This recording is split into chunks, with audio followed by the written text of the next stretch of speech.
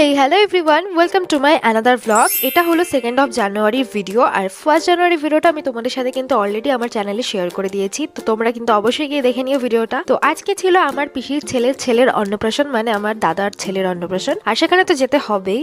আর আমাদের স্কুল কিন্তু 20 তারিখ কোর্সের পরই ছুটি দিয়ে দিয়েছিল, আর টানা আমাদের স্কুল 1 তারিখ পর্যন্ত ছুটি ছিল। আমি ভেবেছিলাম যে আগেই হয়তো যাব, কিন্তু 1 তারিখ প্রোগ্রামের জন্য সেটা তো ক্যান্সেল করা হয়ে গেছিল, তাই জন্য কিছু করার নেই। আজকে আমি মা আর বাবা 3 জন মিলে চলে এসেছিলাম। আর আজকে আমরা এখানে থাকতে পারবো না, প্রোগ্রামটা অ্যাটেন্ড করে আবার বাড়ি ফিরে যেতে হবে রাতের মধ্যে, কারণ কালকে আমার আছে স্কুল। তো এসেই দেখি যে এখানে হলুদ কোটার যে প্রোগ্রামটা ছিল তখন শুরু হবে ভাব, আর আমরা আসার পর সেটা শুরু হলো। মা তো এখানে এসে ফটাফট করে ড্রেসটা চেঞ্জ করে নিল, কিন্তু আমি ড্রেস চেঞ্জ করার সাহস পাইনি, কারণ প্রচন্ড ঠান্ডা ছিল সেদিন। তো যাই হোক, তারপরে পাঁচবাড়ি থেকে জল ভরতে লেগে সেই অনুষ্ঠানটাও হয়ে গেল।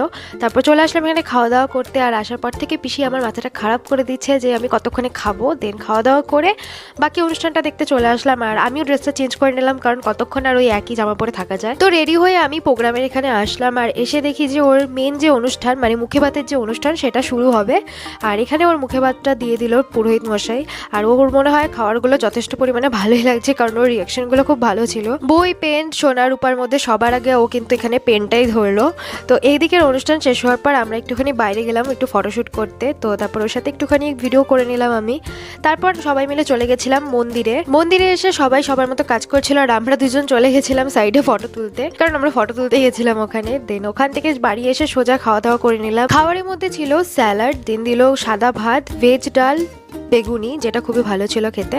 আর না চাইতো আমার পাতে মাছ দিয়ে দিয়েছিল, আরও 2 রকমের মাছ ছিল যেগুলো আমি কোনোটাই খাইনি। দেন চাটনি আর মিষ্টি খেয়ে আমার খাওয়া কমপ্লিট হয়ে গেছে। আর এদিকে ওর অন্নপ্রাশনের আরেকটা কোনো নিয়ম ছিল, সেটাই হচ্ছিল। তো তোমরাই দেখে নাও ভিডিওটা।